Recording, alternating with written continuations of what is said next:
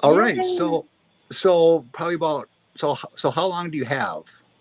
If I leave the house at 2:30, I'm fine for the meeting. Okay, good. Yeah. So we were thinking like about an hour, and then Yeah, perfect. sounds good. Yeah. Good. All right. It feels like a lifetime since I saw you guys. You know, we were just like at the beginning of the process. Yeah. I think that was April. Yeah. It's been a bit since we did anything like this. Mhm. Yeah. Yeah, it's good. Do you want to tell us about your projects? Because I know you've got Beaver Girl out with us, but you've also got Oh, Yeah, I did have a poetry book come out the month before Beaver Girl. But I'd be happy for this just to focus on Beaver Girl. How are you, Cody? yeah, I'm good. Is it freezing up there? Yeah, it's pretty cold today. So we got about 8 inches last night. So Oh my God. yeah. Wow. Yeah, all we ever get is rain and the power going out. Yeah. I just have to deal with it. Yeah, Yeah. yeah, it's not fun. Yeah, So have you guys done this before with I've seen your kind of readings, but I don't know if I've seen an interview. yeah, we've done a few interviews. Yeah, the Okay. last one we did was Anna Salter, or wait, was that her name? yeah, Anna Salter. Yeah, she's great. Yeah, she's fantastic. Yeah, I mean, she's one of those, like, this is what I tell people is just hit up whoever and see if you can, because like she was one of those that, you know, she's a pretty big name. She's like a premier expert in the psychology of rape. Mm-hmm. And my mentality is, you know what? The worst they can say is no, but I want to talk to these people. If they're alive, they've got a working email. Some of them don't, but if they got a working email, yeah, the worst they can say is no. And so I just hit her up out of the blue like last year. She was going through some stuff, so she couldn't. And then so when did we do that? Just like about a month ago, I think we did the Anna Salter when I hit her up again. Mm-hmm. And she was down for it, which is That's great. awesome. Yeah. Yeah, because I'm realizing now when you asked about other projects, you might have meant the one book project in the city. yeah, So I will update you guys on that, but Mhm. the official launch of that isn't till March. And I assume we'll have this out before March. So we won't actually talk about that in the interview because I don't want to take the thunder away from the organizations that kind of want to, you know, Right. blast their own horn. yeah. No, I can't like your like other books because you're fairly prolific. Yeah. So Beaver Girl is my 18th book. So Yeah. yeah, I'm quite fertile. But I've gotten really good responses. People are, you know, messaging me. I'm really excited about this one book, Columbia. Basically, that will be launched in March, and there will be monthly events all around the city, including out in Congaree National Park, which is where the novel's set, from March through September. So that's going to get a lot of traction, a lot of media attention. The head of the nonprofit, which is called One Columbia, it's kind of like an arts organization to try to bring everyone together as a community. He's reached out to the public. It's called ETV here, basically the NPR PBS station, and they want to do an interview. They want to create an audio book. I mean, it's going to be big. So I'm really excited about that. So kind of what I'm seeing this as something that people could turn to when they hear the announcement and they're like, oh, let me see what she's been doing and let me hear what this book is about, that sort of thing. That's excellent. Yeah, I mean, that's really good. Yeah. And, you know, I did the Kickstarter was successful. So I've got a $5,000 little savings account for that.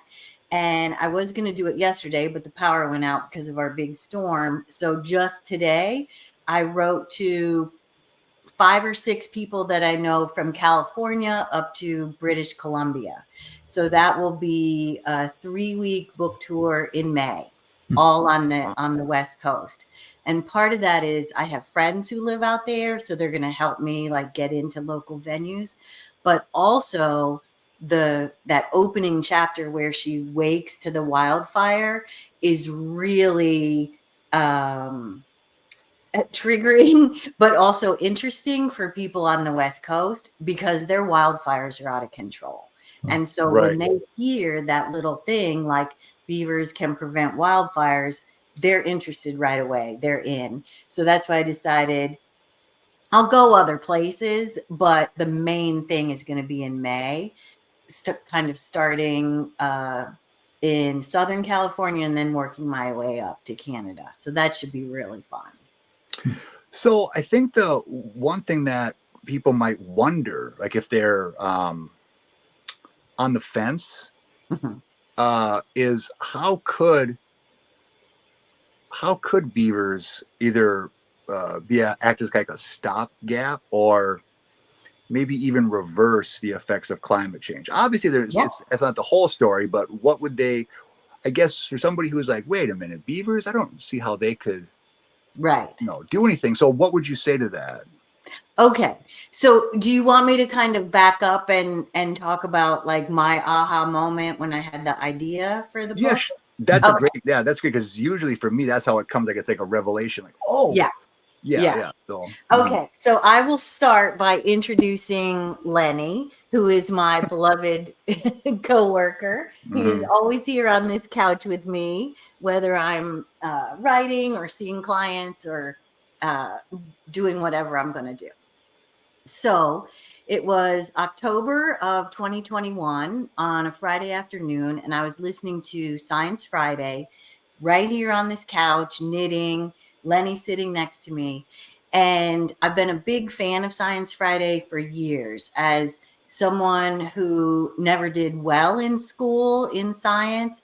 For me, it's a way to understand the natural world. And to feel connected with it and have that kind of continuing education. So one Friday in October, they were interviewing a scholar who at the time was in California. Her name is Emily Fairfax. And she was talking about how during the pandemic, she couldn't do her regular research because of the pandemic. So she was sending up drones into areas in the West that had been affected by all those terrible wildfires. And what she noticed is the places that had a beaver colony, which is basically the same as like a family, like in the novel, were riparian. I love this word.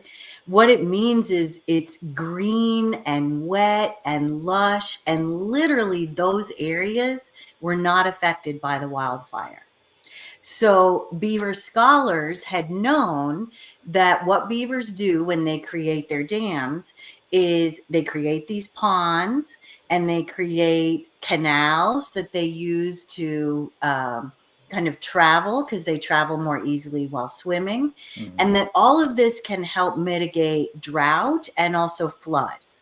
So everybody kind of knew the connection between beavers and wetlands.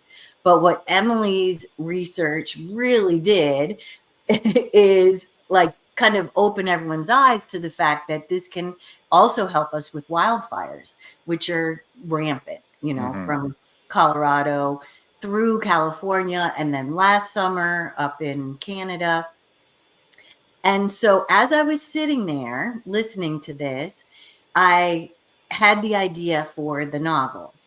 And I did something that I've never done before. Usually when I have an idea for a book, I go into my cave and I kind of research and read and imagine and dream and think about it. But this felt different, partly because we had been through the pandemic and everyone was so isolated anyway. So I went on Twitter immediately and tagged Emily, tagged Science Friday, and asked people for help. I said, what books should I read? I just had this idea. I want to know more. And people were so helpful. I got a Google Drive from Ben Goldfarb, who wrote Eager, which is a best-selling New York Times book, nonfiction book about beavers. And he sent me a cache of photos from his research. So I was able to kind of see beavers up close as I was doing my own pre-writing and research writing. And Frances Backhouse, who is the preeminent beaver scholar in Canada, also reached out, became a friend, said she'd be happy to read the novel. And her work was really important to me. So all of that to say, it felt from the beginning like a community effort. It felt very beaver ethos-y in that beavers don't do their work just for their own family. The work that they do as a keystone species creates habitat for every species really on Earth, including humans. One of the interesting things going back to the drought is that when a family lives in an area and they've created a pond, at some point, each of the little kits will leave and that pond will be empty of beavers because then the parents will die. Well, that pond then kind of goes underneath the land and it becomes part of the water table that creates fresh water for generations to come. So that was on a Friday in October. And the next morning on Saturday, I took Lenny for our regular 2-mile walk in our neighborhood. And 1 mile away, there was evidence of beaver activity on the trees, in the pond, in our neighborhood, which is an urban neighborhood. I'd never seen this before. So it was kind of a sign to me, I'm in the right place, in the right time, and let's go. And so I wrote the novel over the course of the National Novel Writing Month that November. And then over the course of the next year, did revisions and sent it out and got feedback. And I can't remember exactly what month it was that I reached out to you, Sebastian, but it was, I would say, late winter of last year. And then we connected with Cody in April, is my sense. And then the novel came out this November, so 2 years later. So that was pretty fast from beginning to end. Yeah. I'm trying to think when you did contact me. It was sometime January, February, March. I know. It had to have been, yeah. Yeah. And I remember I was so thrilled when you wrote me back. You said I'd sent you the first 3 chapters, and you said that you were intrigued and you'd read them 3 times. And so, my woo-woo was like 3 chapters, 3 times. This is very auspicious numbers. Oh, I didn't read anything into that. No, it was just, no, I read it 3 times because I was intrigued enough and I knew that there was something there. But I knew that it was, how do I put it? Kind of, how do I say, a little bit out of our wheelhouse. So it was something that I wanted, but also something that I was thinking, okay, how can I sell this to everybody else? How can I pitch this to, somebody who, they have come to know us as people who sort of take a walk on the darker side. And this is, it's darker, but it's not like it's not like our brand of, I hate to use that word brand, but our style of dark. But I knew there was something. My sense is, from the very first chapter when she wakes to the wildfire and, climate collapse has already happened. The supply chains are down. We're already in a post-apocalyptic society what makes this outcast anxiety fit is that this is the what would happen if all our worst fears were realized. Yeah, it's, how do I say it? It's one of those that, you know how there's like there are types of books that come to some forms of art that are sort of like, all right, like the right time and place, and if you get that opportunity, I kind of viewed it like that, It where, was a Kairos moment, I feel, that sense of not linear time, but kind of that time out of time where this could take place at any moment, really. And for many people in the world, people in third world countries or low-lying areas, the apocalypse is already upon them right. because of climate disasters. So Mm-hmm. yeah, it's not historical. I wouldn't necessarily call it science fiction, but it is in that space where you can imagine a different world. One of the readers who reached out to me said that after she finished, she held it to her like this because she didn't want to leave that world. And it meant so much to me because I remember talking with Cody about the cover. And I said, I want the cover to allow people to remember, maybe we don't know it in our lifetime, but our ancestors did, what peace there is in nature. It's not nothingness. It's not just a resource or something to be developed. There's being and wisdom there. And I think the cover really, you want to go there immediately. It's so beautiful. And so even with the loss, the trauma, the assaults, the deaths, all of the things that Livia has suffered, there is that vision of there could be another way. Yeah, and I think, just a hypothesis, but yeah, and I think that large swaths of people like strive for that. Especially people like, so Cody and I are millennials, so we grew up, we knew a time before widespread internet and obviously after. And I think that there's like an old saying that was, people use the internet to escape from daily life. And now it's gotten to a point where I think there's a shift of people use like daily life, even returning to nature, as like an escape from the internet, right? Yeah, that's a really good point. Because, and I think that more and more people, or I hope more and more people, to an extent, we're all chronically online, but yeah, people need to get off the internet for a while because and you are right. There's profound sense of peace going into nature and just getting away from all of the shenanigans. And yeah, not everybody's that lucky. Not everybody's that lucky to get away.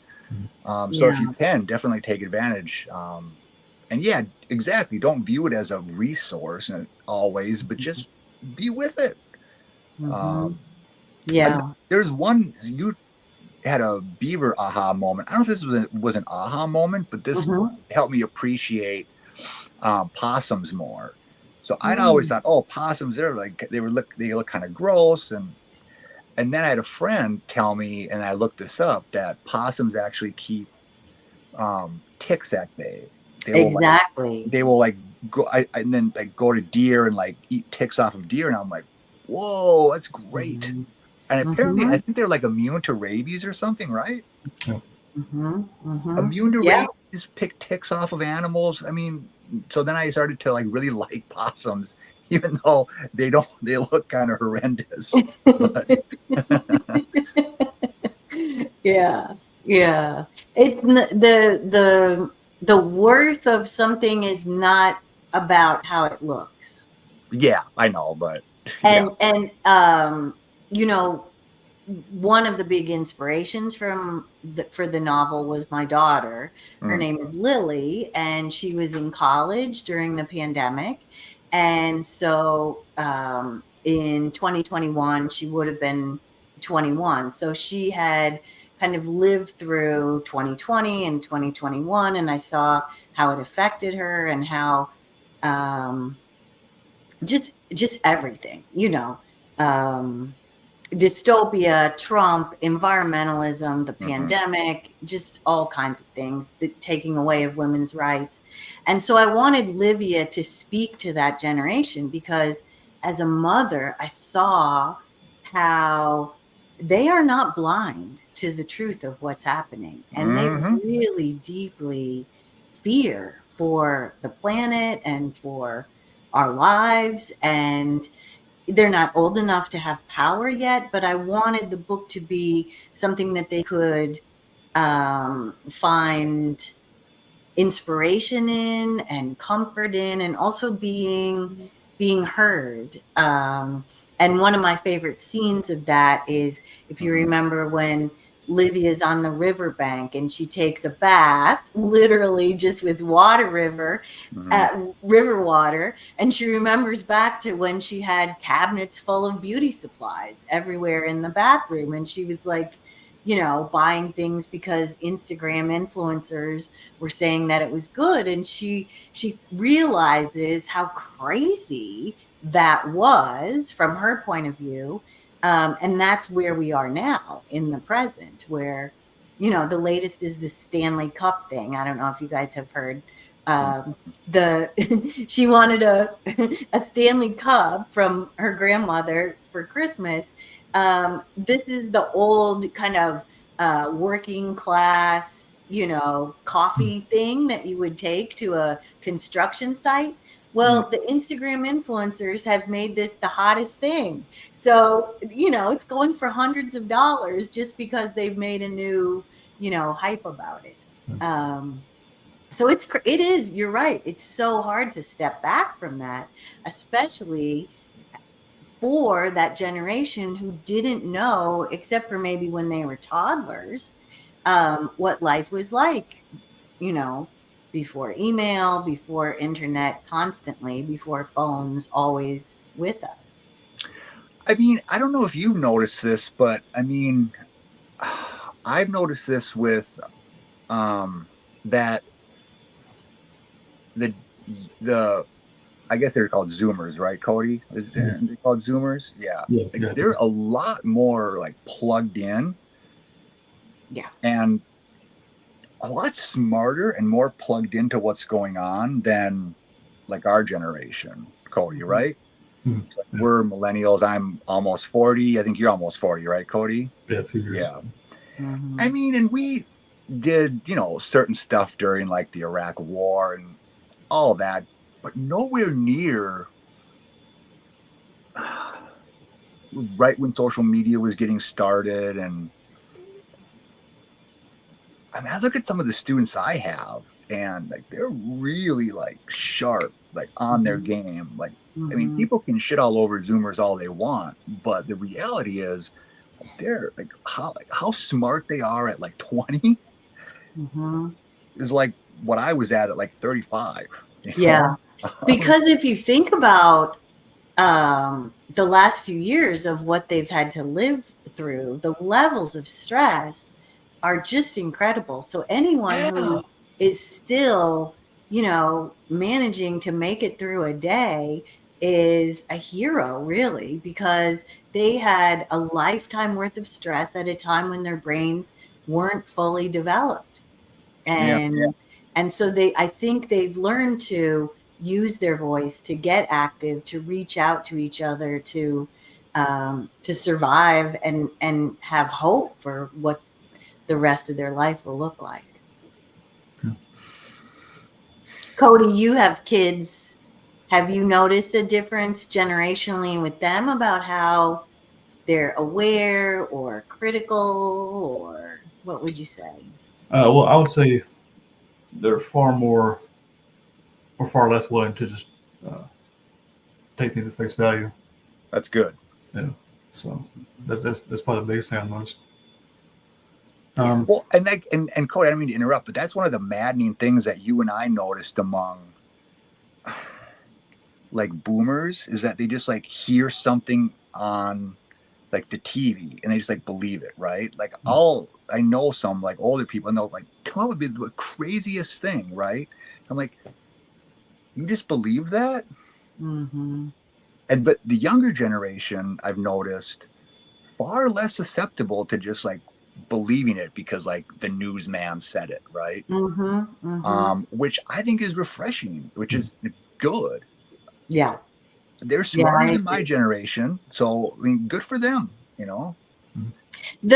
Particularly when you're talking about, I would say, boomers who are like cisgender, white, heterosexual, Mm-hmm. they lived their whole lives being at the top of the food chain. They had incredible privilege, and even if they didn't, notice it, they could walk into any place without, being kicked out or shot. Yeah. And Yep. for most people on the planet right now, that's not true. There's Yep. so much prejudice and hate.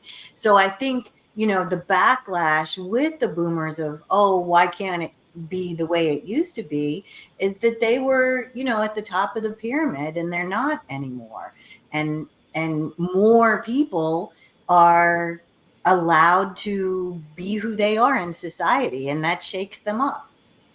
Yeah. Mm-hmm. Yeah. I love that about both of you from the moment that we got to know each other, is that you were able to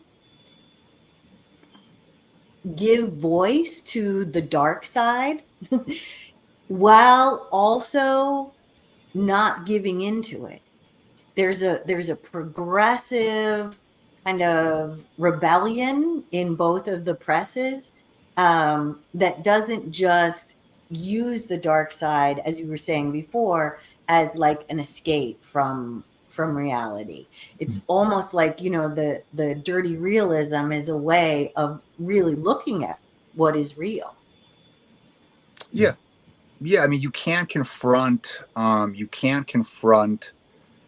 problem if you don't. I mean, not that I'll speak for Outcast. Not that Outcast is like any kind of activism, but I mean, for me personally, I can't combat something unless I know what I'm up against. For the same reason, like a virologist would have to study the intricate workings of viruses, transmission, yada yada yada, and really have an appreciation for the mechanisms of the virus, and in a way, kind of like it, but not in like I want it to exist, but really appreciate it.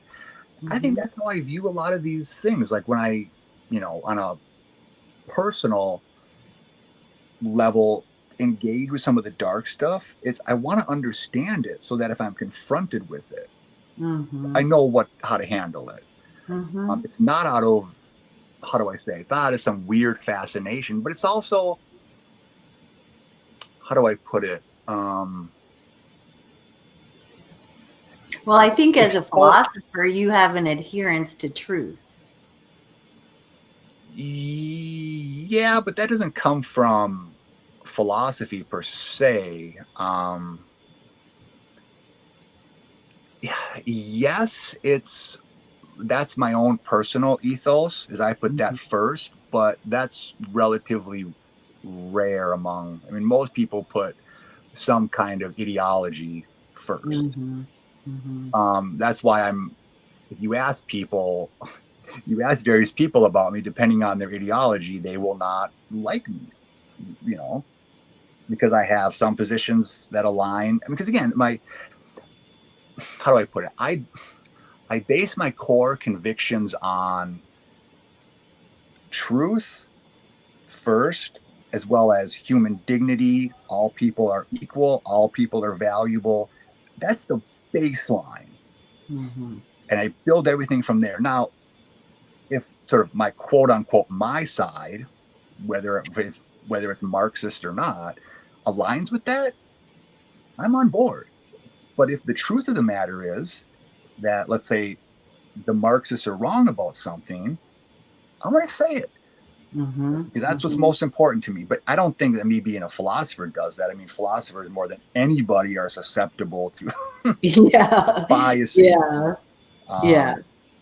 And I think what you and I, one of the things as we were, thinking about working together, one of the things that we talked about was trauma and our appreciation for the work of Gabor Mate. And I see Beaver Girl also as a story of both individual and collective trauma. Livia is a survivor of trauma, but when you think about the beaver character, and the history of beavers, they were almost exterminated. I mean, there was, a beaver side in first in Europe and then in North America. Canada was, their national animal is the beaver because beaver pelts were considered currency when the settlers first came to North America. And then all throughout North America, the really extermination of beavers for capitalism was horrendous, and it had terrible effects on the ecosystems. One of my favorite places in the United States is New Mexico, and we think of New Mexico as basically a desert now, but when there were beavers, it was green and lush and filled with rivers and streams. And there are still some places, either national parks or, kind of protected wildlife areas where it is that. But the story of, the beaver cap that was so popular, and, you think about even, Lincoln wore one. That's what they used the beaver pelts for. It's a story of how our economy, our fashion, our greed, our international trade, all of these things have very real world effects on the environment and then on our health too. Because if we don't have fresh water to drink, we're gonna, be sick. If the air is not able to go into our lungs, then suddenly, the rates of asthma go up, all of that. So to me, one of the things that I'm happy that I was able to convey was that connection between individual trauma and collective historical trauma in the book. Yeah. I mean, it's fantastic. And yeah, I mean, I just had a hunch. Like I said, remembering back to when we talked, and we talked for quite a bit before, you were signed, and I hooked up with Cody, and we went in on it. And yeah, I was impressed. I knew, focusing just from the business side, I knew, that you had a track record, which is not to say we won't sign. Most of the people we sign are without track records, but I knew, okay, this is good. She's got a track record. She does marketing, her own, with her own stuff. And so, yeah, I mean, I knew it was great. And I knew that the topic was, like more than ever, it was relevant. I mean, it's been relevant for like 50 years, but I mean, I think it just gets more and more relevant as people can see the issues with climate change. Like they can see it. It's January here in Indiana. We don't have snow on the ground. It just started to get like, now it's cold, but before it was like in like December, it was the 40s. I was like, this is not normal. This is not like how, because just like 10 years ago, we were getting snow. Right. And even back in Minnesota, I remember before I left in 2010, like when I left, there were times when I couldn't go ice fishing. I used to do, some ice fishing, but it didn't get cold enough to do ice fishing. And so it's just, I mean, people are seeing it. So as much as people can say, oh, it's a myth and whatever, it's like, yeah, but all you have to do is pay attention, and you can see that that this is an issue that's going to, yeah. My wife is German, and one of the rituals they have is to watch this downhill skiing competition on New Year's Day. So we tuned in this year, and there was literally no snow. I mean, we're talking about near the Alps, and they had to, have the fake, snow for the competition to even take place. So and I think that was another thing we had in common. I also grew up in Minnesota, and my birthday's in April. And I remember most years when I was growing up, there would be snow on my birthday. And I bet there isn't anymore. I don't know. I haven't been back, but I don't know. Yeah. But I mean, even like with the weather stuff, I mean, people can see, what was it, last year? Or when did that, like in Vermont, there was a massive flooding there. And of course, I mean, it's predicted. I mean, the models predict what's going to be, it's the coast, right? Obviously, because that's where the ocean meets. And so that's seen, and you're in what, North Carolina, South Carolina? South Carolina. I'm sure you've seen some weird stuff you haven't seen before. Yeah. We had a big flood in 2015 that they called a 1,000-year flood. And the whole neighborhood was flooded. We had to totally redo the HVAC and ductwork under the house. And we actually had a spring come up in our front yard, which is kind of cool. And we had the city come out to test the water because they thought that maybe there was a pipe leaking. But no, it was, underground water and really clear and fresh. So, and I'm thinking now that I'm kind of putting all this together, used to be a swamp, Columbia. It's interesting, named after Columbus. Is very similar to DC, where I went to high school, which is District of Columbia. Right. And both were swamps before development. So there's still a lot of wetland area, and Congaree National Park, which is where the book takes place, is complete, wetland, cypress forest, big old growth trees. So it's still there, is one of the things that I think people come away from the book feeling. And I think fiction allows us to feel more. And when we're emotionally connected to something and care about it, then we're more likely to talk to others about it, spread the news about it, have compassion. Because in most places, beavers are just thought of as a nuisance, like a rat, because they are rodents, and they do, use trees for their food and their dam and their lodging. But as you learn in the novel, they're very careful about how they do that, because they know they can't destroy their habitat. So they're very careful about not picking trees that are too young or too old, so that the whole system can keep going. Yeah, I mean, I don't think that people give nature enough credit, in part because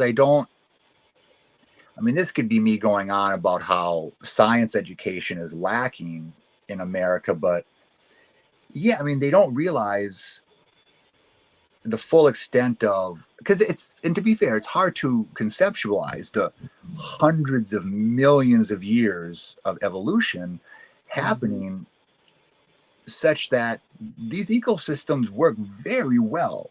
Yeah. Because of some, like, to sort of like deify or like rarefy or whatever nature.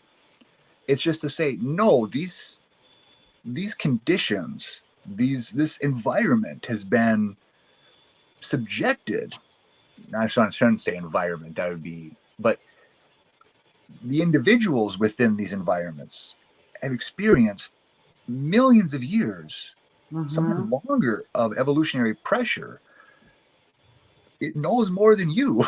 Exactly. You know, it's so interesting because as I was doing the submission process for the novel, the rejection that I got more than any was that we don't want animals who speak. And that there's really in the publishing world kind of a prejudice against even imagining that in fiction we can hear the voice of a non-human being. And you think about all kinds of great books have had animals in them, you know. And so I hope that's something that the book allows people to get back to. As you were talking about the intelligence of nature, I was thinking about the book Braiding Sweetgrass by Robin Wall Kimmerer. She is a biologist with native background, and her book is, I read it years ago, but it was foundational in the way that I think about nature with this kind of wisdom and intelligence that you're talking about. You can't, even when you look at a mountain, you can't, you know, think of it as a thing, because it, at some level, it had to have intelligence to go through what it went through and to still be there. Yeah. Yeah. I mean, I guess I would view it more as a metaphor. Like I don't think of it like nature as a mind or anything, but I don't know. I'm going to push back on that. I think the more we are forced to understand how the natural world survives us, the more we'll realize how intelligent it is, and that it's not really an it. All right. Cody, have you noticed a difference being, you know, in an urban area, having grown up in more of a, I don't know, southern environment? Are there losses to that you've noticed? Yeah, I mean, the biggest sense of loss will be privacy, almost, I think. I mean, when you're in the mountains, you feel like it's a whole other world almost. So you feel isolated, which is sometimes good. Privacy. Yeah. Plus, I mean, up here there's no mountains at all, so I mean, it's a lot. It was a lot easier. I know. So. I know that middle America is so flat. Even the accents are flat. Yeah.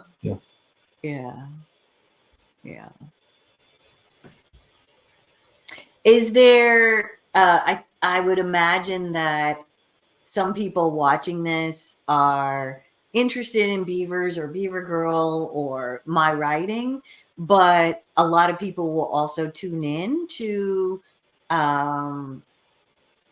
think about, is their work good for your presses? And I've definitely, you know, sung your praises over the course of the last year.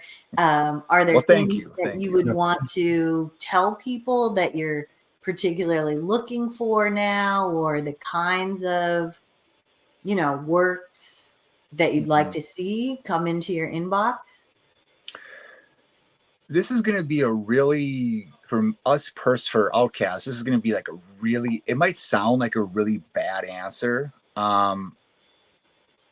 But so we're not open for submissions quite yet. We're still finalizing. And because Outcast is a pretty small team, it's mostly just Paige and I. For the 2025 schedule, we've got, I mean, we can probably do like 4 to 6. And so what I would probably preface anybody who's thinking of submitting is, if we reject it, the manuscript, it's most likely not because of quality. Because whenever we open up, we get anywhere. Usually, it's anywhere from like good to excellent, and even some of the excellent ones that I really want. Like there was one, and it didn't quite fit. It was very heavily like influenced by Kafka, and I was like, oh, because he was one of the guy. Kafka was one of the people that really got me into literature. Mm-hmm.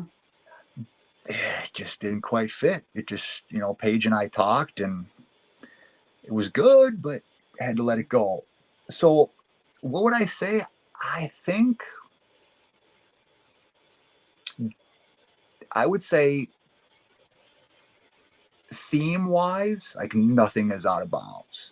I remember Paige and I started the press, I think in part because we saw I know that the reason why I was really compelled to do it was I was shopping around for different places, and it was hard to find stuff for the kind of stories that I write that are more like very disturbing and whatnot.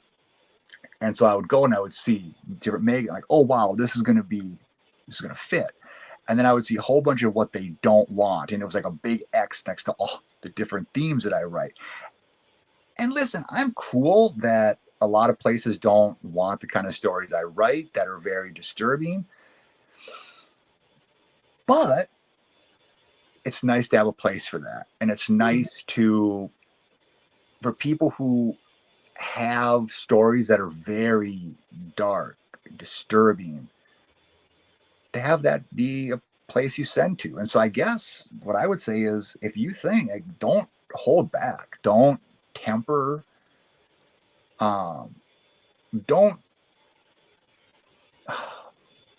just don't hold back, because reality is a lot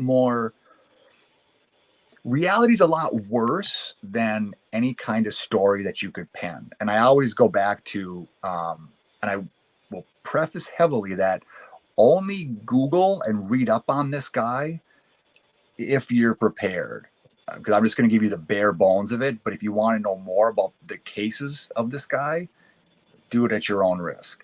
It's a guy named Peter Scully. And I remember I read about Peter Scully, and I'll just give you what he did, and that should tell you how bad reality is compared to what a story you could write.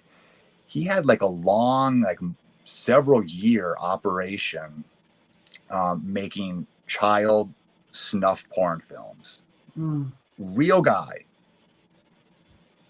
for years doing this. It's some of the most horrific shit you can read. And so my thought is, listen, that's just that exists. Like, this guy did like these really horrendous things. And so nothing you can write to us is going to be, and frankly, that kind of stuff needs to be told. Because I think a lot of times fiction can obscure the truth. It can it can say, oh, well, this character arc should be this way, and it should end on this kind of a note. And then if people internalize that too much, then they wonder why it didn't have the kind of nice narrative ending. Push back on that. Push back on that a little bit, because I know that a lot of the stories that got me through hard times, a lot of the art, it wasn't that. It wasn't the, oh, things worked out, or, oh, we suffered some heavy losses, but at the end it all came out. It's like, no, sometimes you just, and I hate to be pessimistic, but sometimes you're just fucked. And that's the way it is. That's the way it is for a lot of people. And it sucks, but it is what it is. And what helps you get through the day is not somebody saying, oh, cheer up, it's going to be better, but it's, hey, you know what? I understand it sucks, and maybe it won't get better. But so that's a long-winded, off the cuff. I wasn't expecting you to ask me. Yeah, no, that's great, because I work as a writing coach, and people come to me often saying, what tips do you have? But and every press is different. Everyone has like a different flavor and things that they like. But what you said was so important. The rejection, 90% of the time, is not about the writing or about you. It's just not a fit, or there's not enough space in the year for that press to say yes to you. And to just keep going. Think of it as like buying lottery tickets, and buy as many as you can. So, send those submissions out. Cody, what is anxiety looking for, would you say? I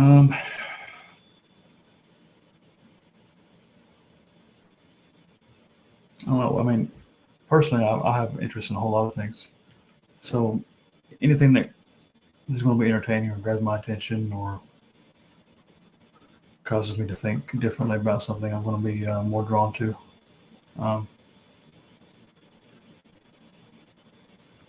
Yeah. I mean, pretty much just kind of mirror what Sebastian said, really, for the most part. And I think, Cody, you have the same kind of inclination as I do, where it's like both of our eyeballs have absorbed a lot of stuff. And so if you can really, now I don't want to say shock us in like a just write something shocking for the sake of shock, but if you can really jar us and be like, whoa, that's like a big selling point. If you can really like jar us out of our comfort zone, as it were, like that's what really gets us. I also like the international flavor of your titles. I think that sometimes we're so siloed into like a US market or a Canadian market or a European market, and one of the advantages of the internet is I think people cross these national borders all the time, and many people are multilingual or living in different places than where they grew up. And I think both of the presses kind of attract that kind of person who's open to difference and understanding stories from different places. Yeah. And I mean, some of my favorite books are, they're pretty much almost all of my favorite books are not by Americans. Yeah, I majored in comparative literature and went on to get a PhD in it. And one of the reasons was the English classes were so focused on American lit, and it just bored me to death. Yeah. A lot of like the Latin American lit is phenomenal. The Russian literature. Gabriel Garcia Marquez, I love. Yep. Yeah, he's great. Or like probably it was like 2 years ago that I read Tender is the Flesh, and that one really, that's a book that I read that I picked up and I expected it to be boring, because I'll admit one of my biases here.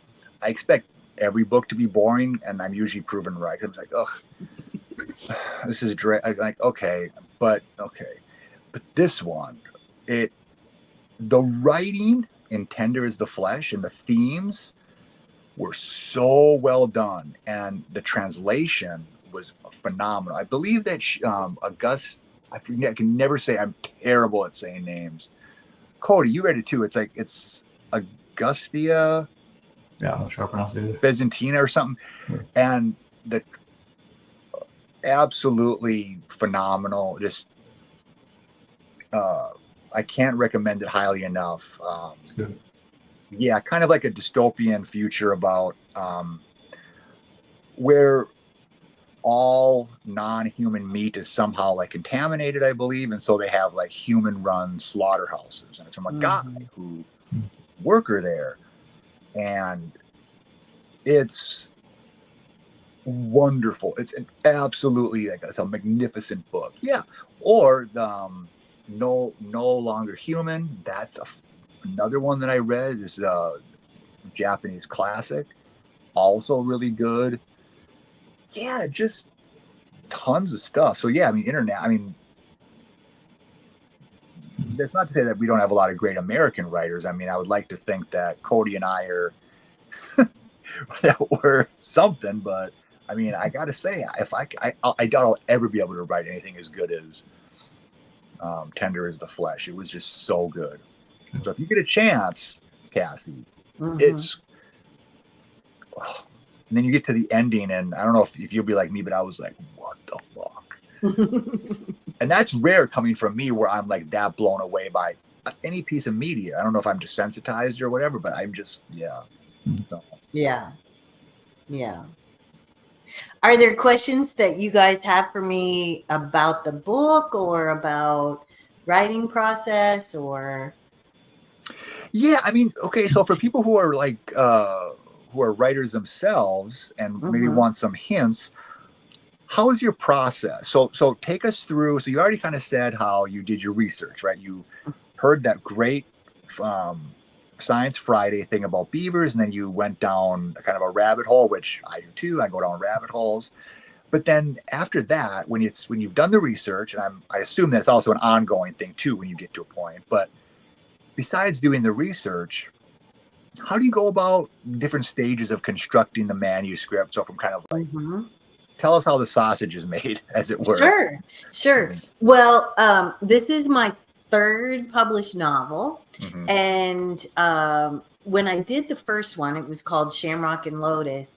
It takes place in Ireland, and it has characters from the US and from India. So I started with the research first. I wanted to kind of understand the connections between global capitalism, terrorism, and environmentalism. But for that one, they call it pantsing. I basically was a pantser. I just let the story unfold, allowed my imagination to lead me. And then with the next novel, which is called The Resistors, this is also a kind of dystopian novel that takes place when the US has been taken over by a fascist president who is sending people who he considers not to be real Americans into re-education camps and centers. And so the main character's mother is sent to one of these camps, and she has to decide what she's going to do to kind of resist what's happening in her society. So for that one, I discovered something called the snowflake method. And I can't remember who wrote it. I think his first name is Randy somebody, but you can get it on Kindle for like $3.99. And he describes what was really important to me as primarily a poet and then like a scholar of trauma and literature, is that I would say Shamrock and Lotus is beautifully written and well researched and moving, but I didn't quite have the TikTok of a tight plot in it. Like what makes somebody turn the page? Like I have to know what happens next. And so reading the snowflake method was really helpful to me. And he talks about different structural turns that you can have in each scene that creates that urgency in the plot. So I used that for The Resistors, and I also used it for Beaver Girl. So once I was happy with the research that I had done and felt that in my mind I had created the world where the novel would take place, then what I did was to outline about 40 scenes. So I knew that I wanted to have two narrators because it was important to me that the main character, Chap, who's the beaver father of the family, had a voice and agency and intelligence. So I knew I would be going back and forth between the points of view. And I set once I outlined, sketched kind of what would the scenes be, what would the not just the conflict, but what would be the movement, what would be the question, what would be the decision that each character would make in each scene. Once I sketched all that out, I literally created a timeline for myself. And I work best with word count goals. So I would get up every morning and I had done the math ahead of time. So I knew how many words I needed each day to get to 50,000 over the course of that November. And interestingly, I took weekends off. So it was a lot of words each day. And so I usually, when I'm working on a book like this, I usually wake up at about 3:30 or 4. So I have at least 2 good hours before my wife wakes up or when my daughter lived at home, the whole family thing gets going. And I think it worked out to around 2,500 or 3,000 words a day. And when I hit the word count, I would stop. And as a writing coach, that's been really important for me to share with others, particularly academics, I think, can make the mistake of sitting in front of a computer for 12 hours a day, wondering why they're not getting their writing done. It's because the mind is incredibly bored all the time. So if you give yourself either a word count or a time limit, and that's the only time you can write that day, then the mind likes it and you can go in much faster, kind of like, doing surgery. You're very precise. You know what you're going to do. You do it and then you walk away. And of course, when you take your dog for a walk later in the day, or you're cooking dinner, or you're with your family, your mind is still working out what's going to happen the next day. But it's very important to think of the writing as almost, I would use the word sacred, but you could just say kind of a committed, intimate time. In a way, it's a little bit, creativity is connected to sexuality and spirituality for me. And so when you're doing, when I do like a meditation, I might light a candle and I meditate for 20 minutes. Then I'm done. I blow out the candle and I go. I'm not trying to meditate all day, every day, and resentful of people who stop me from meditating. Or when I'm making love, we might light a candle, make love, get up, go on with the day. We're not trying to make love in the middle of the work day, when we're supposed to be at a meeting. So I see writing as the same thing. Like, make it sacred, make it intimate, make it a special time that you look forward to, and then leave it behind, because there's so many levels of the creative process that we don't understand, that when we're forcing ourselves to sit in front of the computer too long or to work constantly, monkey mind just shows up and we're bored and we end up, scrolling on social media. So make it that's the other reason I get up really early, because, news doesn't necessarily break, at 3:30 in the morning. And you can keep all the screens quiet during that time and then go on with your day later. That's interesting. I think you're now, again, this is not to say you're doing it wrong. I'm just saying that mine's different. I think you do it. Yours almost entirely different from when I write. And people think I'm crazy for doing this, but I treat it like a job. So I don't think it. So I wouldn't view my process as sacred, but I think it's just.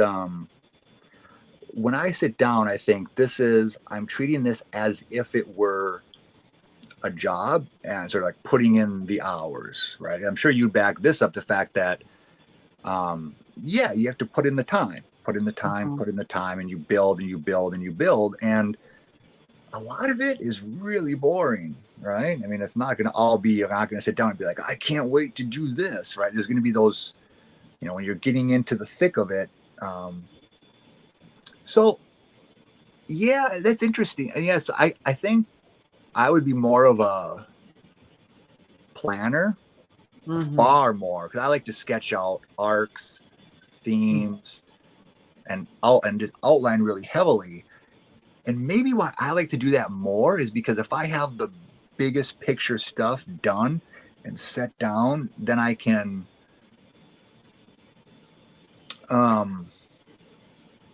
do, I think, what I would consider the fun part. If that's done, then I can, at the sentence level, play around, figure out how to pack in how to construct a sentence in such a way that it's I feel, okay, that's interesting enough so that it justifies its existence, right? It might sound neurotic, but I like that for each sentence. I want each sentence to justify its existence. That's, I guess, fun to me. I guess the other stuff is interesting, but it's kind of all fluff when it comes down to, oh yeah, I want it to be a really interesting, engaging read. Because I guess, I don't know, some of the books that I've read that I've really engaged with, it's just like, wow, I can't, every sentence seems intentional, which I doubt all mine are like that. I don't want to give myself too much credit, but at least what I strive for. So, yeah. For me, the outline is really important. The plot points and the conflicts, resolutions, all of that. But as a poet, I think that my first draft tends to be much shorter than what it needs to be eventually.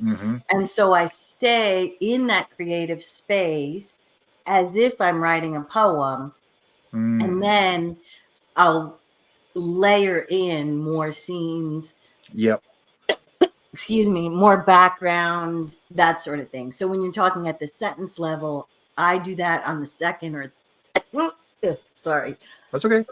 I got it dry in my throat. No worries.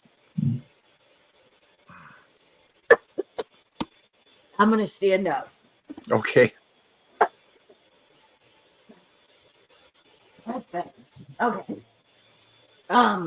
The second or third pass is where I'm working with the sentences. The mailman's by. So this whole thing will probably Okay. either need to be edited or now he's all excited. I know. Good dog, Lynn. You want to come see the guys? Come on. Also, as a side note, I was also impressed that you named the dog after Lenny Bruce. Lenny Bruce. Yeah, that's great. Yeah, he's really amazing. Yeah, he, as I said, he's my coworker, and when I teach writing or I'm leading a meditation online, he knows the word meditate. He'll lie down and show his belly. He's a special dude. Yeah. All right, Cody, do you have anything else before we don't want to keep Cassie too long? I think she's going to have to leave soon for something. So do you have any other final questions? I've talked too much already, so. That's all right. We're used to it. No, we're pretty much ended here. So yeah. Yeah. So obviously, anybody who's listening, go out and get Beaver Girl. Right? It's phenomenal. It's well researched. It's well written. Sure. I don't know what else to say. You've listened to it, so if you're not sold on it, I don't know what to. I don't know what a better pitch was than to interview the author of the book. And I have a bunch of links and to buy locally or online, as well as a free first chapter at my website, which is just my name. So CassiePremoSteel.com. You'll be able to, read a little bit about it, see what other people have said about it. Sign up if you want to know where the book tour will be going throughout the whole year. So that's kind of like your one-stop shop for getting a copy or contacting me. If you've got a book club or you want me to, be interviewed or join you by Zoom or whatever, I'm happy to do that. So all that is at CassiePremoSteel.com. And then I think do you still have some goodies? I know you had some for a time, like book plates. Do you still have some of those, or are those gone? Yes, I do. So if people want a signed copy of Beaver Girl, just let me know that you have bought a copy and I can send you a signed book plate. If you want to, Valentine's is coming up. If you want to get it for your partner and you want me to sign it to them, I can do that. And there's no charge for any of that. Just, reach out to me through the website and let me know. Hey, even better. You get a Yeah. There you go. I mean, you have Yeah. no excuse, people, for not getting Beaver Girl. So Exactly. Yeah. And I think it's free on Kindle Unlimited too. So yeah, yeah. Cody. Yeah, I think so. All of the sort of pure, I guess, pure Outcast books are on Kindle Unlimited. I think yours are too, right, Cody? Yeah, most of them. Yeah. So if you got Yeah. Kindle Unlimited, you get Yeah. our catalog. You can get That's great. Cody's catalog. You know, no excuse. Exactly. So, all right. Well, Yeah. thank you so much for Thank you being with both. us. This was Yeah, for sure. great. I love talking to you. Mm-hmm. Yeah, we'll have to do this again sometime. So, Yeah, I'd love that. all right. Well, All right. Good to take see it you easy. both. Yeah, we'll see you. Okay. Have a good day. Bye.